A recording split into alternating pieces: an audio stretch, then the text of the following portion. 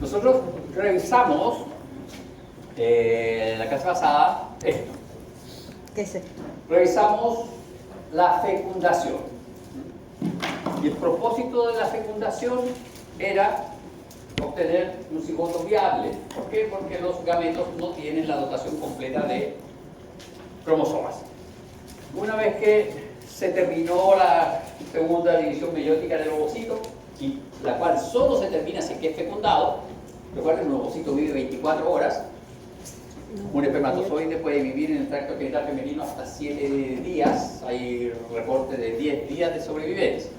En cambio, el ovocito solo vive 2 días. Una vez que es fecundado, termina su segunda división meiótica, se fusionan los dos pronúcleos, el femenino y el masculino, y se forma un cigoto nuevo. Un cigoto nuevo es decir, una persona con una identidad genética distinta a ambos padres. Y ese cigoto inicia unas etapas que son las de segmentación, que es esta serie de divisiones mitóticas, encerrados todavía en su zona pelúcida. Y luego viene la compactación, en donde ocurre la segmentación. Primera segmentación, en donde vamos a tener células que van a formar el embrioblasto y células que van a formar el trofoblasto. Trofoblasto, membranas, embrioblasto, embrión.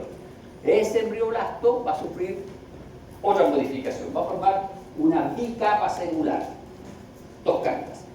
El epiblasto y el hipoblasto. El hipoblasto va a formar la pared del saco vitelino primitivo. Y el epiblasto se va a diferenciar y va a formar una mitosis y va a formar, ¿se acuerdan? Una pequeña bolsita. Entonces tenemos el hipoblasto, que es cúbico bajo, y el epiblasto, que es cilíndrico. Este epiblasto va a generar una subdivisión y va a generar un epiblasto, una cavidad amniótica y un amnioblasto. Y este amnioblasto va a formar el amnios, que es esta membrana, esta cubierta que rodea toda la pared del útero y genera una suerte de cápsula en donde va a estar el embrión. Y esta cavidad amniótica se va a llenar de líquido amniótico que corresponde a todo ese espacio donde va a estar el embrión. Y este epiblasto va a ser el tejido, las células que van a formar las 3 capas germinativas: endodermo, mesodermo y ectodermo. ¿Ya? Y en ese epiblasto se formaba una línea primitiva, un nodo de Hensel, y por esa línea primitiva migraban células. Y entre las primeras que migraban formaban en la placa prenotocordal y formaban nuestra membrana bucofaringia. La membrana bucofaringia, recuerden ustedes, está por delante de la placa prenotocordal. Es decir, la membrana bucofaringia, si lo pusiéramos en un dibujito, estaría por delante de nuestros ojos, acá adelante estaría, arriba de la cabeza. Este es el epiblasto, esa es la línea que se formó como surco. Luego este epiblasto formó ectodermo, mesodermo y endodermo. Y aquí no está dibujado, pero debería estar la notocorda. Esta notocorda induce cambios en este ectodermo y se forma el surco neural, la placa neural primero y luego el surco neural. Y el surco neural, se fijan ustedes, comienza a imaginarse. Se define perfectamente el surco neural y se define el tejido neural que va a formar el tubo neural. Desde el tubo neural se va a originar el encéfalo y la médula espinal. Pero antes de que se forme propiamente el tubo neural, en la ventana entre los 18 y los 27 días, células de este borde, del borde de aquí, del surco neural, justo aquí en el borde entre el tejido neural y el ectodermo, esta zona de aquí, que se denomina cresta neural, esas celulitas de esa zona migran desde el ectodermo, migran hacia el mesodermo. Desde aquí migran hacia la zona del mesodermo. Aquí debería estar el mesodermo, ¿ya? Y esas celulitas se llaman células de cresta neural. Esas celulitas son esenciales. ¿Para qué? Para el desarrollo de muchas estructuras y tejidos. De hecho, en los libros modernos de embriología, a las células de cresta neural les llaman cuarta capa germinativa. Entonces tendríamos las clásicas, que son el ectodermo, el mesodermo y el endodermo, y la cuarta, que es el tejido de la cresta neural. ¿Y para dónde va ese tejido de la cresta neural? Va, por ejemplo, a los primordios de los dientes. y participa en la formación de los dientes. ¿Por qué? Porque forma una estructura que se llama ectomesénquima. Es esta célula de cresta neural que se mezcla con mesénquima y forman el ectomesénquima. Además, esta célula de cresta neural tiene una serie de proyecciones y migran y generan corrientes de migración, y esas corrientes de migración, por ejemplo, van a formar parte de los arcos faríngeos. Y los arcos faríngeos, ya mencionamos, el primero forma parte de la cara, maxilar superior e inferior. Por lo tanto, si no hay cresta neural, vamos a tener alteraciones en la formación de la cara. ¿Ya? Si no hay cresta neural, no vamos a tener dientes. ¿Ya? Si no hay cresta neural, ustedes no van a tener glándula suprarrenal. La médula de la glándula suprarrenal deriva de la cresta neural, por lo tanto sería genial, sí, porque uno no tendría la hormona del estrés, adrenalina y noradrenalina, no tendría. Así que no estaríamos estresados. Pero habría una falla de un montón de otras cosas. ¿Ya? Entonces, todo el sistema nervioso periférico deriva de cresta neural. El sistema nervioso central es el tubo neural, pero el sistema nervioso periférico es de cresta neural. Entonces no tendríamos sistema nervioso periférico. Todos los sensores externos no existirían. Entonces por eso es tan importante esta capita de tejidos. Y esto del cierre del tubo neural ocurre en la ventana entre el 18 y el 27º día. A los 27 días se cierra el tubo neural. A los 25 días se cierra el neuroporo caudal. Y a los 27 días se cierra el neuroporo cefálico. Se cierra esto y queda nuestro embrión con forma de letra C, porque nuestro embrión era así, pero realiza un pliegue cefalocaudal y realiza un pliegue lateral. Y queda como una estructura con letra C y queda con un volumen. Ya deja de ser una cosa laminar y queda un volumen. Es decir, un aspecto más o menos cilíndrico.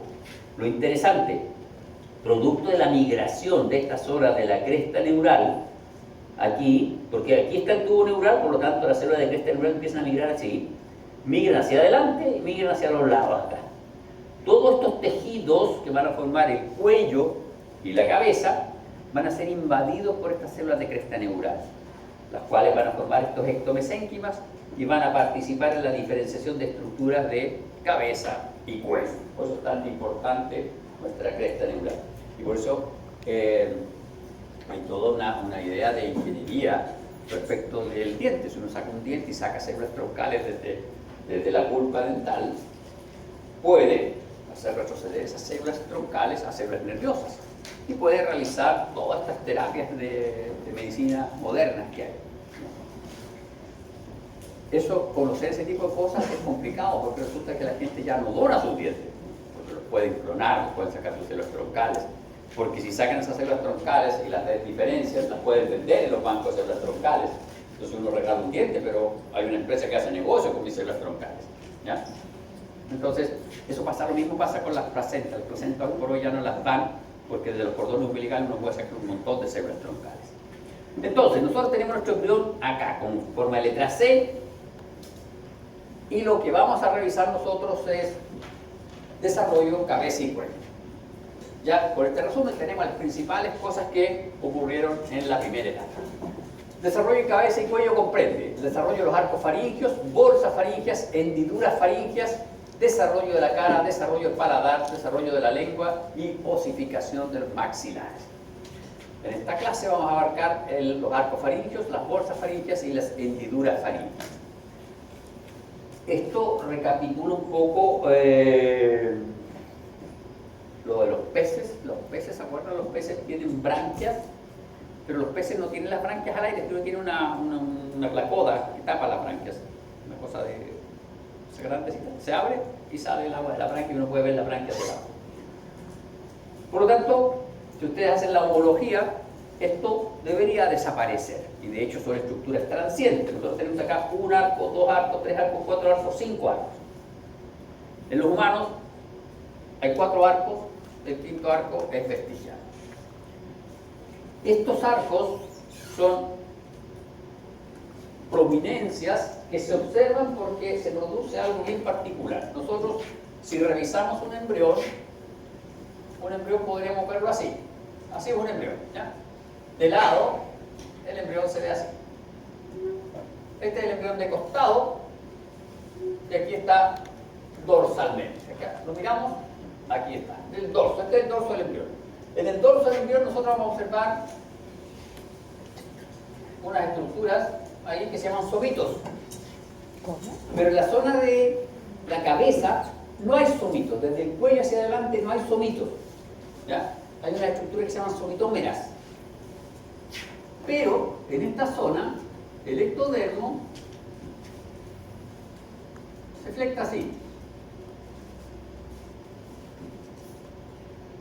Se imagina. Y como se imagina, forma esas elevaciones. Y esas elevaciones son lo que uno observa acá como arco faríngeo. Entonces entiendan que el arco faríngeo no es que sobresalga, sino que el ectodermo se imagina.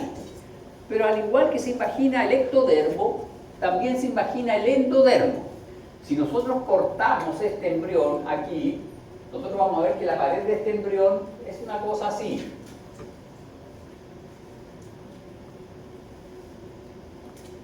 Uno, dos, tres.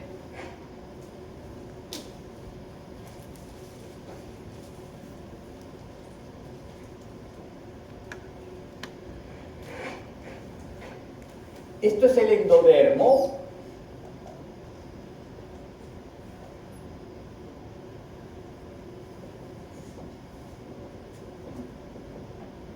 Este es el ectodermo, esta es la parte externa del embrión, este es el endodermo. El endodermo del embrión en este estadio no es otra cosa más que un tubo que se llama intestino primitivo. Un tubo que se llama intestino primitivo. Recuerden que en el inicio de ese tubo está nuestra membrana bucofaríngea, que gracias al plegamiento quedó de localización ventral. Y acá la tenemos. Este es un tubo, esto es redondo, un tubo ahí, y la pared de ese tubo se invagina. El ectodermo también se invagina. Y esto es lo que genera estos elementos que son nuestros arcos faríngeos. Entonces, cada arco va a estar delimitado por una hendidura. Estas son hendiduras y estas son bolsas. El endodermo forma bolsas, el ectodermo forma hendiduras. Y aquí queda nuestro arco. Y nuestro arco va a tener un epitelio ectodérmico, un epitelio endodérmico y mesodermo acá. Va a tener mesodermo. En ese mesodermo hay una serie de elementos. Hay un cartílago, hay un nervio, hay vasos sanguíneos. Y ese cartílago va a ser importante, va a formar estructuras de la cara.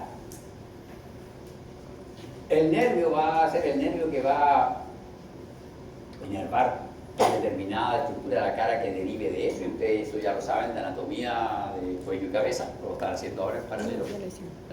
Bueno, al final de semestre van a saber perfectamente por qué es que el maxilar superior o el maxilar inferior tiene determinada inervación, y es porque aquí había un nervio, aquí hay otro nervio, aquí hay otro nervio, aquí hay otro nervio, otra rama que deriva de un nervio distinto. Hay un vaso sanguíneo y hay un cartílago de Meckel, cartílago de Reichert, ¿ya? Que son los más relevantes. Bien, entonces, tenemos claro, estos no son elementos que sobresalen. Hendiduras, bolsas faríngeas. Interesante. Tenemos la membrana bucofaríngea y tenemos una bolsa, dos bolsas, tres bolsas, cuatro bolsas, y la quinta bolsa está dibujada ahí, pero en los humanos no existe la quinta bolsa. En el caso de los humanos, la quinta bolsa es una zona bien particular que está en la cuarta bolsa faríngea. Y a esa zona particular migran muchas células de cresta neural, aquí. Y esa zona forma, en el caso de los humanos, el cuerpo último branquial. ¿Importante para ustedes el cuerpo último branquial o no? ¿Sí? ¿Sí? ¿Importante o no? Supone que sí, sí, es muy importante. ¿Por qué razón? Porque el cuerpo último branquial va a formar una población de células bien particular, que son las células que producen calcitonina, que son las células parafoliculares. ¿Y qué hacía la calcitonina, Pizarro? Tengo el cerebro muerto, que no me pregunto. Dijo que le iba a contar el mío. No, la vendió. No, si ya hicimos pases con la Emilia, me dijo, no me pregunte más cosas. Están las células para películas. Pero ustedes, a ver, ¿qué les dije yo cuando hicimos la clase de hueso en histología? Hay cosas que ustedes, como futuros dentistas, no pueden olvidar. Y una de las cosas es la estructura del hueso. ¿Cómo está estructurado el hueso? Las células que están en el hueso y las hormonas que regulan el hueso. Porque en fisiología, luego van a ver que esas hormonas que regulan el hueso, a su vez están reguladas por otras hormonas. Y esas hormonas que regulan el crecimiento del hueso son importantes, porque si usted hace una intervención en el hueso mandibular o usted pone un frenillo, va a accionar un hueso, va a generar presión sobre una estructura ósea. Entonces la respuesta a esa estructura ósea va a depender de si la persona tiene o no tiene estas hormonas. Si están bien o no están bien estas hormonas. Y esa calcitonina, ¿qué era? La hormona que regulaba la fijación de calcio al hueso. ¿Ya? Por lo tanto, regula la síntesis de hueso. ¿Ya? A revisar el capítulo de hueso en histología. Bien, vamos a la siguiente. Ya acá tenemos. Entonces, ¿cómo se forman los arcos? Los arcos se forman gracias al plegamiento cefalocaudal y al plegamiento lateral de nuestro embrión. Eso forma los arcos. Entonces, producto del plegamiento cefalocaudal y lateral, el embrión adquiere un volumen, forma redondeada. Y como la zona de la cabeza tiene un crecimiento más exacerbado y no tiene somitos, tiende a plegarse, ¿no? Y se pliega y genera estos arcos. Producto del plegamiento cefalocaudal, la zona de la membrana bucofaríngea además adquiere posición ventral en el embrión. Y al principio de la cuarta semana, más o menos día 22, se desarrollan los arcos faringios o branquiales. Se llaman branquiales para hacer un símil con las branquias de los peces. Y estos consisten de barras de mesénquima condensado que se organizan en dirección dorso-ventral. ¿Qué quiere decir esto?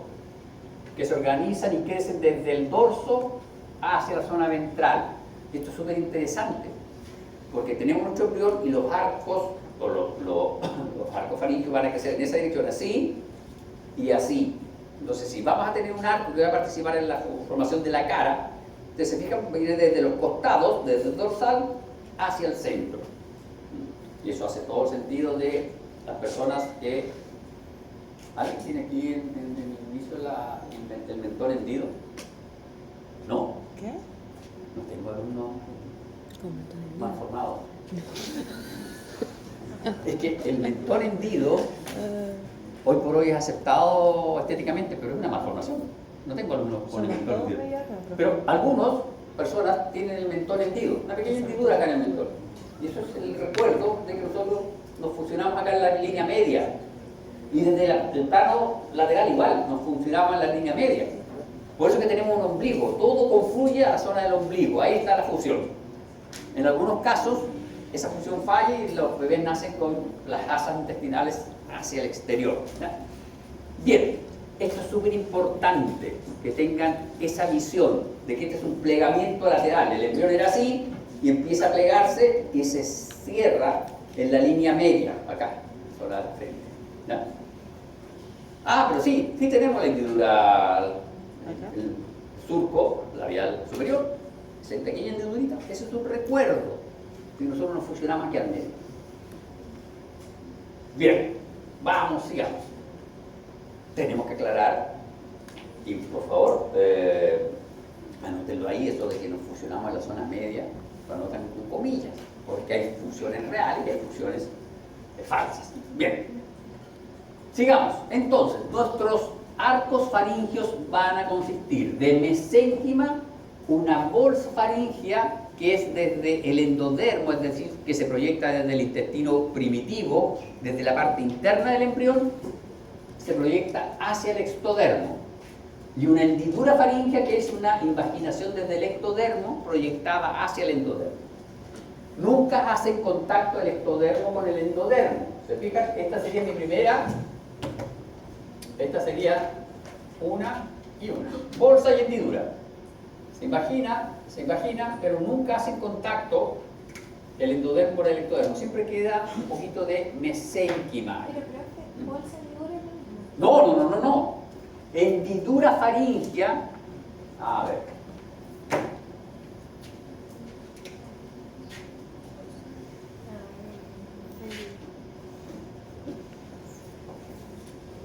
La hendidura es la invaginación del ectodermo, la bolsa es la invaginación del endodermo. Las bolsas están vamos a asumir que estamos en un adulto. Las bolsas están desde la boca hacia la mejilla. Esa sería una bolsa faríngea. Y una hendidura sería una proyección desde la mejilla hacia la cavidad bucal. Cuando ustedes hacen un piercing, generan una hendidura y una bolsa en su cavidad bucal, en su labio, pero en el caso del piercing se juntan las dos, la hendidura y la bolsa. En el caso del embrión no se juntan, pero son dos proyecciones. Y estas dos proyecciones son básicamente constricciones de un tejido. Si yo tengo un tejido, hago una constricción, quedan estas elevaciones. Y entonces la membrana bucofaríngea separa la cavidad oral, estomodeo, de la cavidad faríngea. Y esta más o menos desaparece, cuarta y tanta semana. Los arcos faríneos se relacionan externamente con las hendiduras faríngeas. Bien, y acá está lo que yo les había mencionado. Este es nuestro embrión trilaminar. Este es el endodermo, este es el mesodermo. Aquí tenemos un mesodermo paraxil, un mesodermo intermedio y un mesodermo lateral. ¿Se fijan? Eso si lo dibujamos, vamos a dibujarlo acá. Eso si lo dibujamos es así. Tenemos un ectodermo.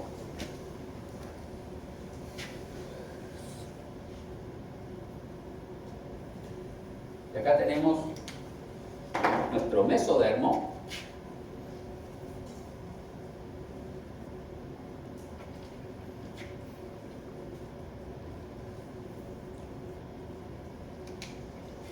Acá tenemos la notocorda.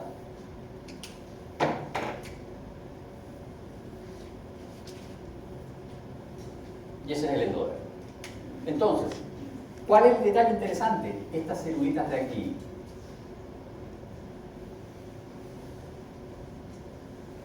Esas celulitas son las celulitas de la cresta neural. ¿Y qué hacen esas celulitas? Migran hacia el mesodermo. ¿Por qué? Porque lo que hay aquí entre el endodermo y el ectodermo es mesodermo. ¿Y qué era el mesodermo?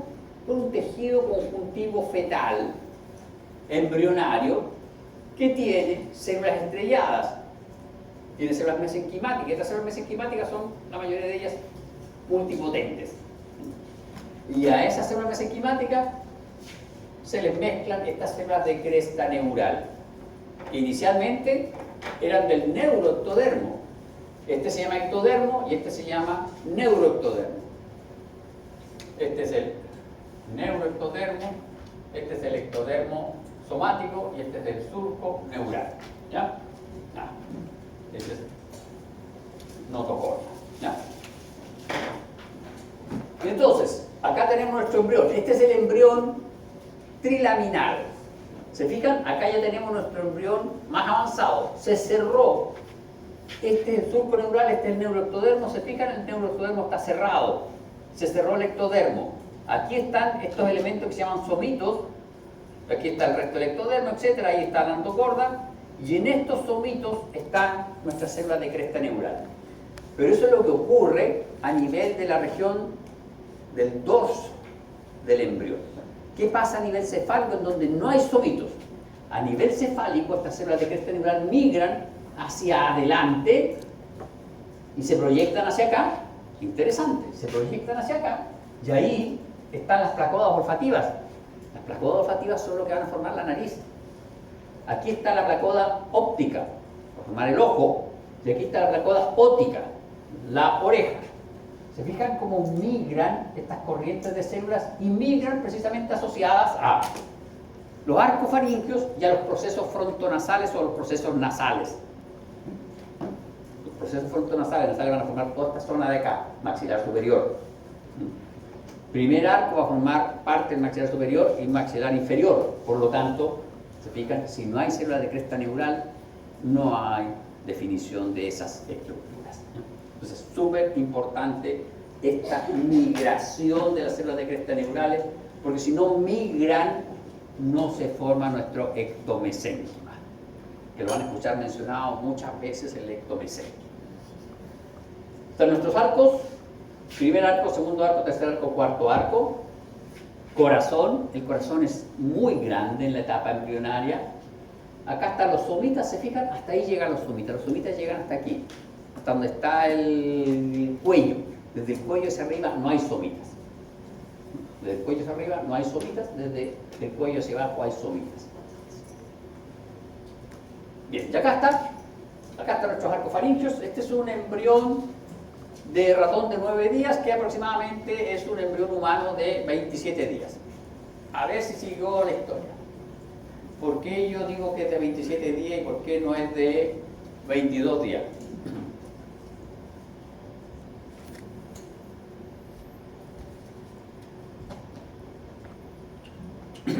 ¿Por qué digo que es equivalente a un humano de 27 días y no digo que es de 22 días?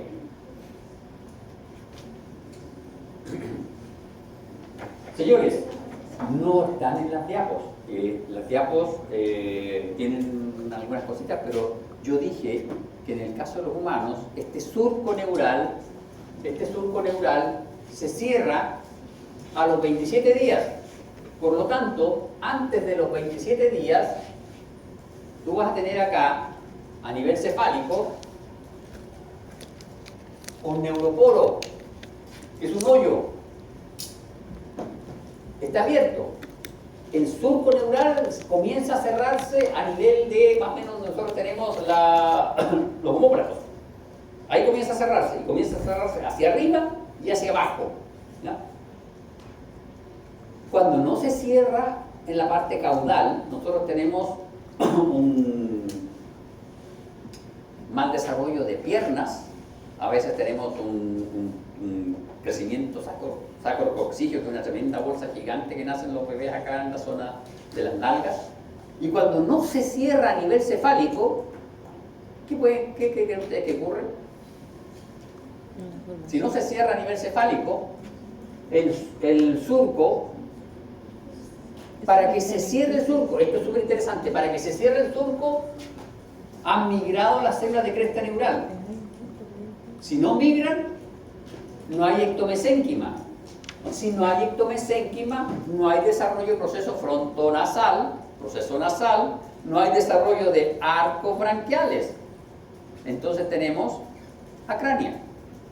El embrión no tiene encéfalo, está desde el cuello aquí, esta parte de aquí atrás no tiene, solo esa parte. Toda la parte de adelante, frente, nariz, rostro, básicamente, no está ausente. ¿Tiene otro nombre eso? No, acrania, anencefalia. Acrania, anencefalia. Porque además, si no migró cresta neural, no se cierra el surco neural, no se forma el encéfalo. Entonces vas a tener desde el tronco hacia abajo el tejido neural y hacia arriba nada. Diferentes son los agnatos. Los agnatos son los que no tienen mandíbula, y eso es porque falló la migración de la célula de cresta neural que iban a formar el primer arco faríngeo. Y ahí no tienen, y hay una serie de malformaciones por fallas de esas células de cresta neural, personas que tienen la mandíbula inferior más pequeñita. Son fallas en la migración de esta célula de cresta neural, para que vean lo relevante de esta cosa. Y acá tenemos, este es nuestro proceso frontonasal. Esto va a la parte dorsal, esto va a ser el encéfalo. Eso de ahí es la placoda óptica, eso va a ser la oreja. ¿Ya? Y acá tenemos primer arco, segundo arco branquial, para que vean que estos arcos su desarrollo va desde cefálico a caudal. Se desarrolla primero el primer arco y luego el segundo arco, luego el tercero y luego el cuarto. Eso de ahí es el corazón de nuestro feto. Y si nosotros miramos este feto acá, desde la parte, este embrión, perdón, desde la parte ventral, vamos a ver que tiene una membrana, que es la membrana bucofaríngea. Y de hecho aquí está, ¿se fijan? Ahí está la membrana bucofaríngea. No se ve muy bien, pero si ustedes se preocupan de ver, ahí se ve negrito, pero aquí se ve una cosa de tejido, no es una membrana se está rompiendo ya. Es una membrana continua, tiene pequeñas cavidades. Este es el equivalente humano, esto es rata y ese es humano. Ese es un humano más o menos de 5 semanas de desarrollo, este de aquí. Estos son de ratón y rata. Interesante, respecto al anterior, vean. Primer arco, está en verde. ¿Qué pasó con el primer arco? Tiene esta porción de aquí y tiene esta porción de acá. Se está separando en dos porciones el primer arco branquial. La porción que va a originar el maxilar superior y la porción que va a originar el maxilar inferior. ¿Ya? Y este segundo arco va a formar estructuras de cuello. Acá está la visión. Estos son los procesos frontonasales. Aquí ya se están esbozando las placodas olfatorias y acá tenemos nuestra cavidad bucal primitiva. Por lo tanto, eso de ahí es nuestra membrana bucofaríngea. Desde ahí hacia adelante se va a formar cavidad bucal. Ese sería el límite donde va a estar la úvula, ¿no? Ese atrás es esófago. Humano, ¿se fijan? Ahí, esas son las placodas olfativas. ¿Y qué es una placoda? Una placoda es una pequeña depresión. Nosotros tenemos el ectodermo acá y el ectodermo tiene una pequeña depresión.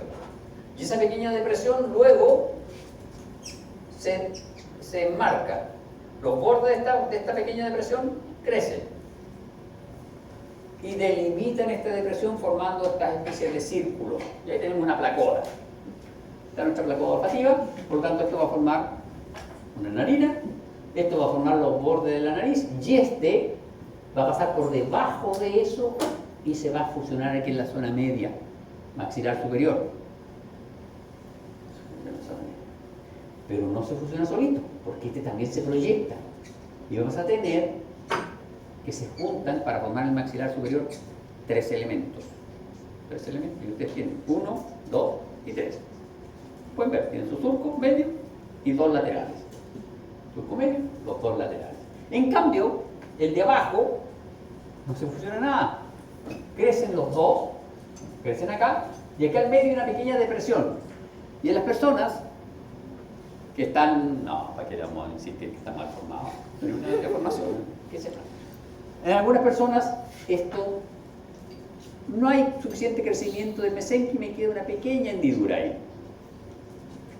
Y luego tenemos segundo arco, y aquí ya como está un poquito más avanzado este humano, tiene el tercer arco faríngeo, ¿no? Todos estos van a formar estructuras del cuello. Bien, aquí está, se fijan, este es el sistema nervioso, esto es ectodermo, endodermo, esta es la cavidad bucal, este es el intestino primitivo, y ahí está nuestro arco faríngeo, lo revisamos, ectodermo, endodermo y mesénquima, eso es un arco faríngeo. Esta es la primera hendidura faríngea y esta es la primera bolsa faríngea. Primera hendidura, primera bolsa faríngea. ¿Se recuerdan? Lo mencionamos. Esas permanecen. Nosotros no somos peces, no tenemos branquias. Pero tenemos una oreja. Por lo tanto, la primera hendidura permanece y forma el conducto auditivo externo. Y la primera bolsa permanece y forma el conducto auditivo interno. Y es por eso que cuando uno está en un avión, se abre la boca, compensa la presión timpánica. Abre la boca y traga aire, compensa la presión timpánica. Pasa lo mismo cuando uno anda nadando. Se aumenta la presión externa sobre el tímpano, uno tiene que aumentar la presión interna a través de la cavidad bucal. Trompa de Eustaquio. Nos quedamos con nuestro arco faríngeo, que es lo que nos interesa. Acá están nuestros arcos faringios. Hendidura, bolsa. Endodermo, ectodermo. Cada arco tiene un cartílago, una arteria y un nervio. Y obviamente mesénquima asociado. Y acá ustedes tienen las ramas de los distintos nervios. Nosotros no nos vamos a adentrar en eso, no es nuestro objetivo, pero sí ustedes se van a adentrar en eso en anatomía. ¿Ya? Acá hay un cartílago, nos vamos a mencionar solo el de Reichert y el de Meckel, los otros no los vamos a mencionar porque no tienen mucha relevancia. Y tenemos nuestros arcos, bolsas y los distintos elementos que tiene cada uno de ellos. Entonces, histológicamente los arcos están constituidos por mesénquima, ectomesénquima, un cartílago, un elemento vascular y un elemento ventricular. ¿Ya? Bien, esta es otra visión de nuestros arcos faringios. Es un embrión, un arco faringios. Este es el esquema de cómo están estructurados estos elementos. Ustedes se fijan, este es el estomodeo o boca primitiva. Aquí nosotros tenemos la bolsa de Rathke. ¿Qué importancia tiene la bolsa de Rathke?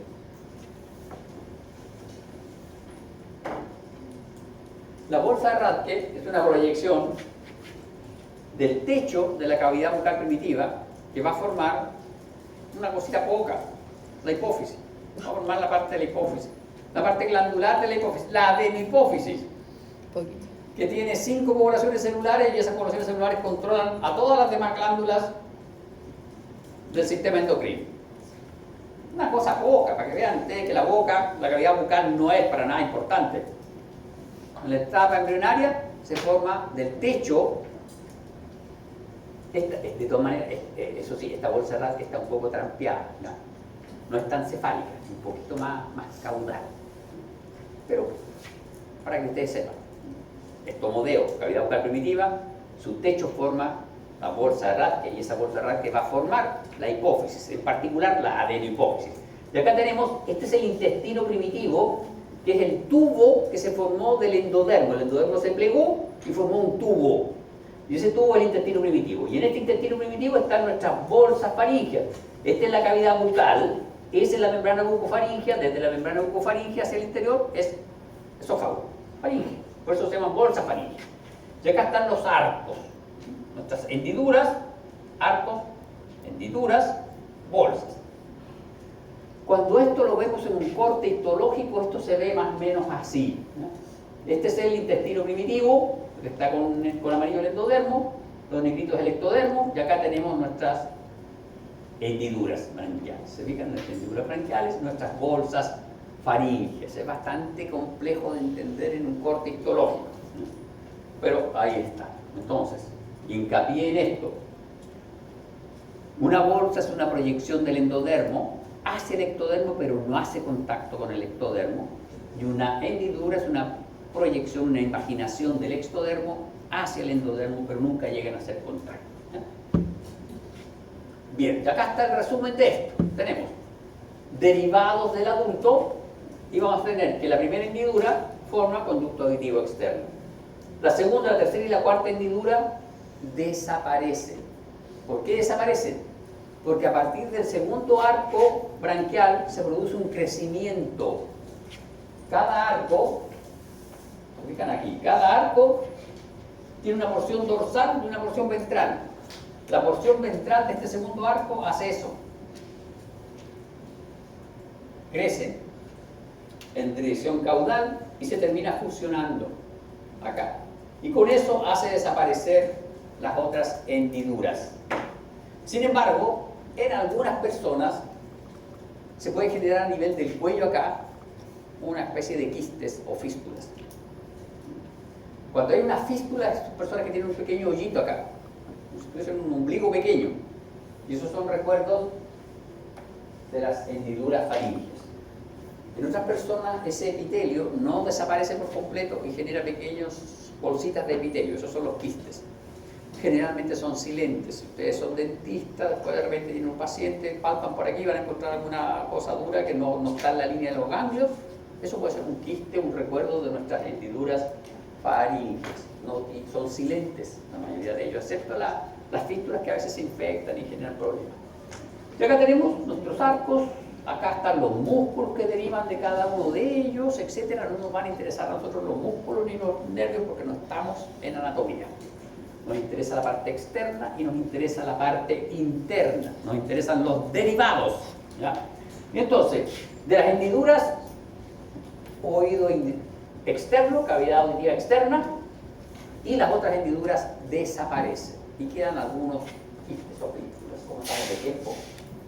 Estamos mal de tiempo. Bien, de acá esta diapositiva resume eso. ¿Se fijan? Tenemos hendidura, forma conducto auditivo externo, y estas segunda, tercera hendidura, cuarta hendidura desaparecen porque hay un crecimiento de la parte caudal o ventral del segundo arco que termina fusionándose con la pared del cuarto o quinto arco.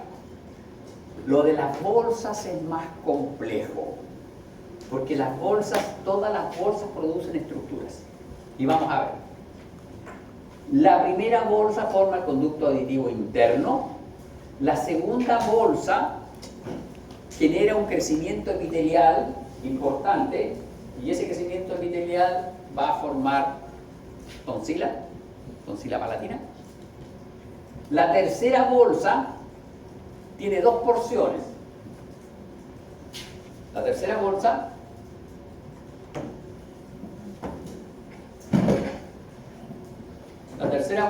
acá está nuestra tercera bolsa, tiene dos porciones, una porción maciza y una porción epitelial. La porción maciza de la tercera bolsa va a formar el timo y la porción epitelial va a formar las paratiroides inferiores. La cuarta bolsa va a formar las paratiroides superiores.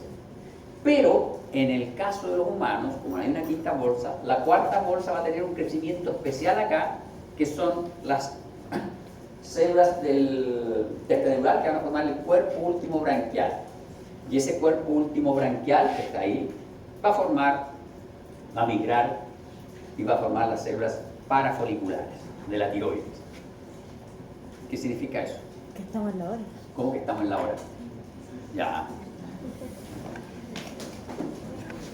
Gente que no quiere aprender. Es que tenemos, Que tenemos clase, algo más ahora, que tenemos profe. clase. ¿Qué vamos a hacer?